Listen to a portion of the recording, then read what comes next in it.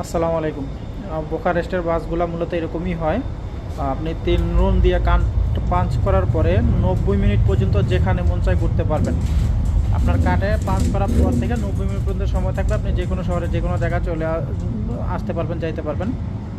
এরপরে আবার ৯০ মিনিট পরে আপনাকে আবার কার্ড পাঞ্চ করতে হবে।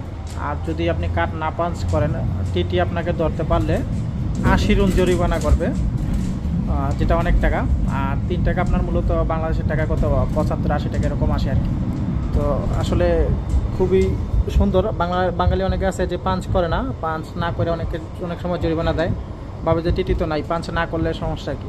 তো আসলে অনেকে এরকম করে, কিন্তু এরকম করাটা আসলে ঠিক না। অনেকে পাঞ্চ না করে আপনার জরিমানা দেয়। তো নিজের সেফটির জন্য টিটি থাকে না বাসে, মূলত টিটি থাকে না। হঠাৎ করে এসে চেক দিলে আপনার মাস্ট জরিমানা। জরিমানা আপনি না দিতে চাইলে আপনার পুলিশ কল করবে, আপনার পুলিশে দিয়ে দেয়।